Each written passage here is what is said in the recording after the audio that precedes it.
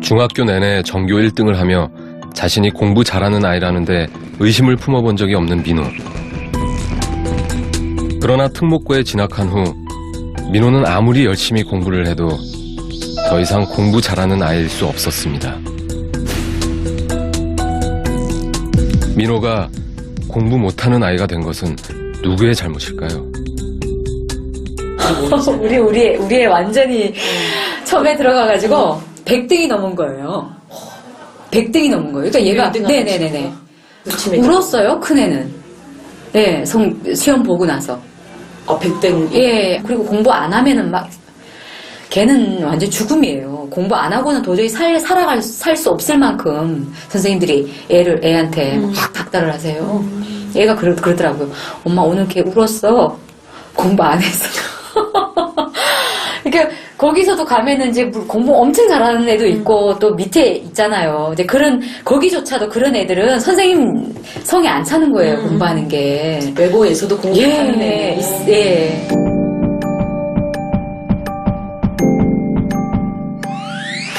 아이들은 1등을 해도 공부가 두렵다고 말합니다. 대한민국 대부분의 아이들이 스스로를 공부 못하는 아이라 여기며 상처를 받고 있는데요. 평균이 89점이었어요. 맨 처음 시험에서. 그래서 이 정도면 잘하는구나 그렇게 저는 제 자신한테 그렇게 생각하고 있었는데 주변에서 보면은 또 친구들은 막 94점, 95점 그렇게 맞고 또 선생님들도 점수가 이거면 낮은 거라고 계속 압박을 하시니까 나는 내 자신한테 잘했다고 생각을 해도 주변에서는 못했다고 하니까 내가 못하는구나 하고 그렇게 수긍하게 되는 것 같아요. 우리나라 학생들이 어디 가도 공부를 수학 제일 잘한다고 하잖아요, 지금. 그런데 그걸 서열을 쫙 시키다 보니까 거기에 이제 나고자가 있는 거예요, 지금. 국가적인 기준으로 국제적인 기준으로 볼 때는 그렇게 낮지 않은데 선진국에 비해서는 훨씬 그 자체의 상처를 받고 공부 못한다고 생각하고 그 자체가 모든 것처럼 믿고 그리고 결국에 공부를 못한다는 것 때문에 인생의 실패자로 느끼는 확률이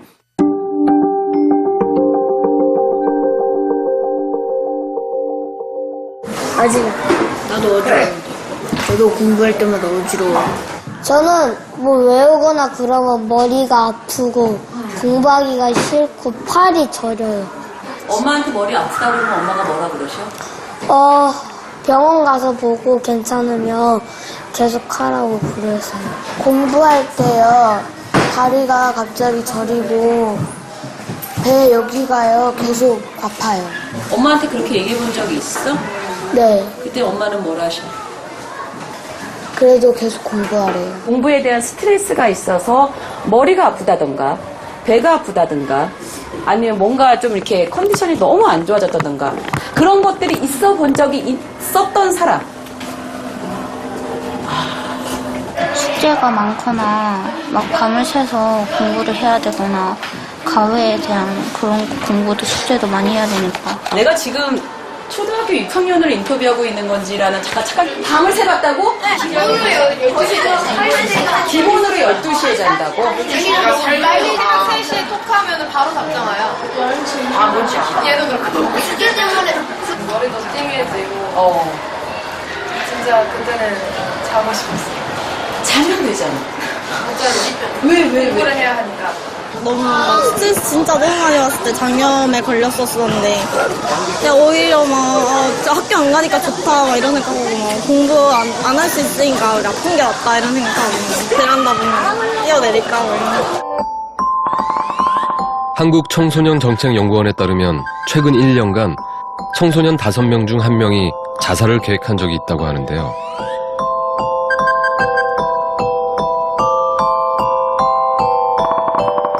자살을 시도할 만큼 마음이 우울한 이유로 아이들이 가장 먼저 꼽은 것은 공부. 한국 청소년은 다른 나라에 비해 공부에 대한 압박감이 유독 심합니다. 태어날 때부터 들은 것 같아서 좀 짜증나요. 태어날 때부터 들었다고? 응리하자마자 공부해라 그런 것 같아. 그냥 공부해 이러면 나도 해야겠다 이러겠는데 야 공부해 하라고 이러면 하기가 싫어져요. 등급제로 해갖고 막 이렇게 경쟁식으로 해버리면은 막 배울 마음도 별로 안 생기고 근데 어찌 보면 내가 마땅히 배워야 되는 건데 그런 식으로 해서 배우는 의욕을 떨어뜨린다고 해야 되나? 막 배우는 거 자체를 두렵게 만들고 그럼 따져보면은 뭐지? 배울 권리를 뺏기는 거잖아요.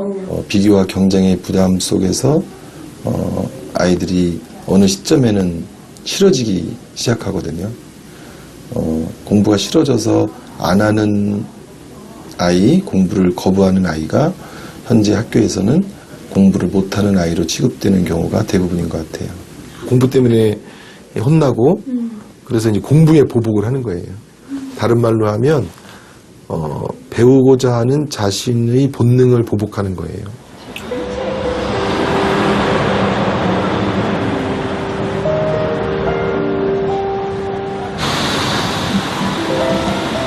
기숙사 생활을 하는 혜원이는 주말에만 집에 갑니다.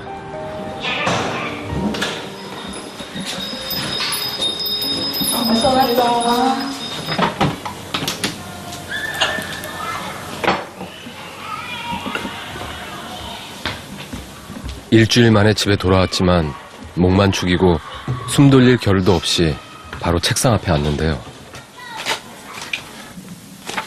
네, 혜원이는 고3입니다. 모의고사를 볼 때마다 꽤 좋은 성적이 나오는데도 혜원이는 하루하루가 괴롭기만 하답니다.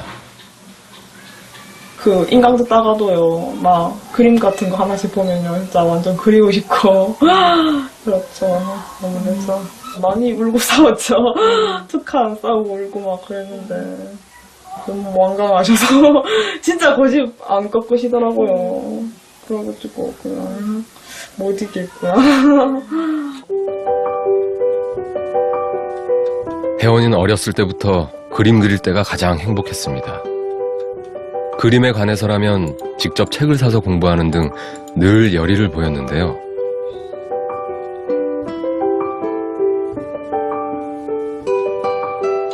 부모님의 반대에 진짜 하고 싶은 공부는 잠시 미뤄두기로 한 혜원이. 수능 시험이 끝날 때까진 그림을 그리지 않기로 했지만 참 지키기 어려운 약속입니다. 야, 너 또 그림 그리냐? 어? 너 두 가지 일 어떻게 하려고 그래? 어? 엄마. 아, 이 시간 공부를 좀 해. 미술 하는 만큼 공부만 하면은, 뭐라도 되겠다. 딱 5분만 해라. 진짜지? 5분 뒤에 와본다, 엄마. 살았어. 안 들려, 이까잖아. 그러니까 보통 때는 공부할 때는 문 열고 하면서 그림을 그릴 때는 문을 닫아요. 이렇게 걸어와. 이제 올까봐. 그러니까 제가 이쪽으로 몰래 들어오죠. 그래서 시간 지켜라.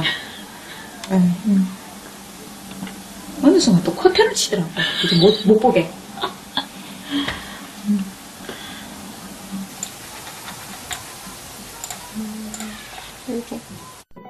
혜원이는 그림을 그리고 싶은 마음과 공부에 대한 고민을 담아 작품을 만들었습니다.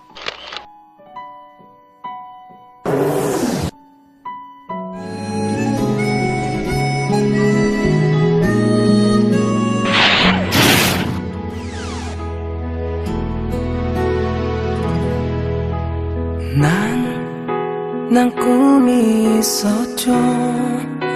버려지고 찢겨 남루하여도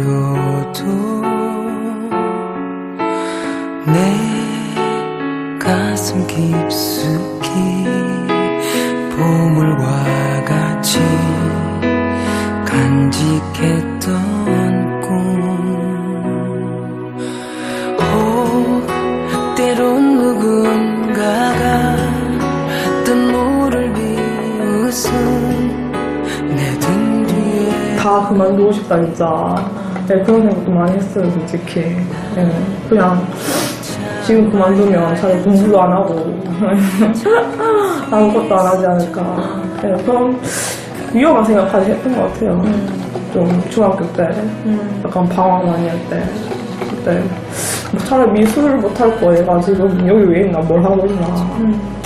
그런 생각 많이 하죠. 아이고. 한편으론 좋아하는 일을 하게 하는 게 맞나 싶습니다. 하지만 딸의 미래를 생각할수록 명문대와 좋은 직장은 포기할 수 없는 엄마의 꿈입니다. 중학교 때도 공부 좀 안 할 걸 그랬다 이런 말 많이 해요. 예. 내가 진짜 한 뭐 중간 정도만 했으면 엄마가 내 좋아하는 거 밀어줬을 것 같다. 저도 그랬을 것 같아요. 뭐 중간쯤 하고 공부라도 안 되고 이러면 뭐 미술 학원을 보냈겠죠. 또 주위에도 뭐 미대 나와가지고 진짜 잘 안 되잖아요. 현실적으로. 그러니까 좀 현실적인 것 같죠. 얘는 또 아직까지는 현실적이지 못하잖아요. 사회생활 안 해봤으니까. 어떤 엄마나 어느 부모 마음이나 다 마찬가지겠지만 대학만 아니라면 그 사회적인 잣대만 아니라면 애들 뭐 마음대로 키웠으면 좋겠죠. 어떤 엄마가 이렇게 학원 보내서 막 애가 10시 45분에 11시가 다 돼서 배고프다고 뛰어와서 밥을 먹고 학원에서 이제 배가 고프면 거기서 파는 떡볶이나 컵라면이나 이런 걸 먹을 때가 있어요. 근데 어떤 엄마든지 그걸 좋아하는 엄마는 없죠. 그러니까 엄마 마음에는 정말 우리나라가 사실 대학을 완전히 배제할 수 없는 나라니까 그것만 아니라면 그냥 애가 원하는 대로 살게 해주고 싶죠. 근데 그게 어쩔 수가 없는 거잖아요. 어쩔 수가 없는 거니까. 야, 그리고 뭐 솔직히 학교 잘 가려는 게 뭐 너 위해서 그런 거지. 내가 그거 뭐 결과적으로는 너 위해서 그런 거잖아. 너 앞으로 뭐 해서 먹고 살 거야? 내가 뭐 뒷받침 해달라고 한 적 없잖아. 너는 해달라고 한 적 없지만 부모의 마음이 그래?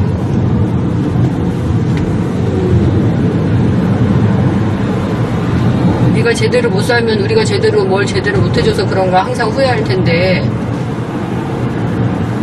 계속 후회하고 자책하고 그럴 텐데 그거는 너 마음이랑은 달라. 너도 나중에 부모 돼봐. 그럼 우리 마음 알 테니까. 근데 부모님 항상 이제 결론을 내시는 거죠. 그래도 공부 열심히 하라. 좀만 참으면 된다고.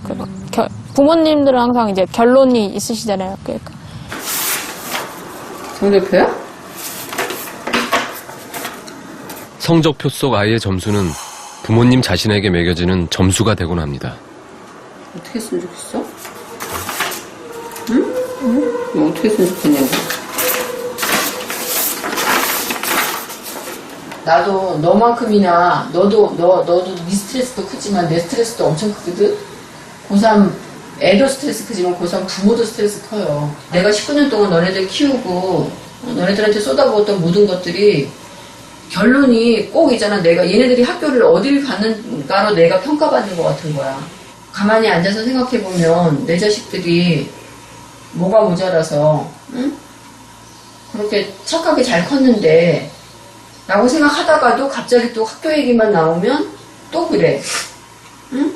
우리 애가 이렇게 나고자가 되는 느낌 아세요? 이렇게 같이 다니고 똑같은 학원에 같이 다니고 같이 했는데 계속 처지는 거는 내가 뭔가 못났나? 애들 비교가 아니라 내가 문제가 있는가 보다.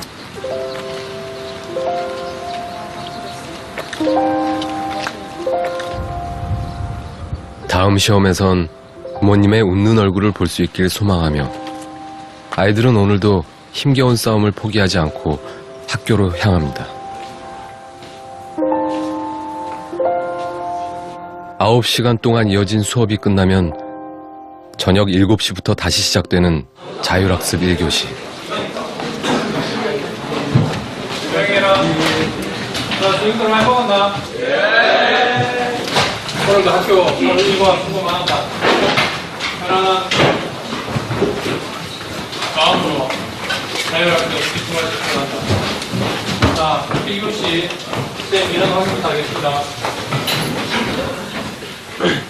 상처로 가득한 마음을 안고서도 하루 13시간 이상을 버텨내며 아이들은 어떤 생각을 하고 있을까요?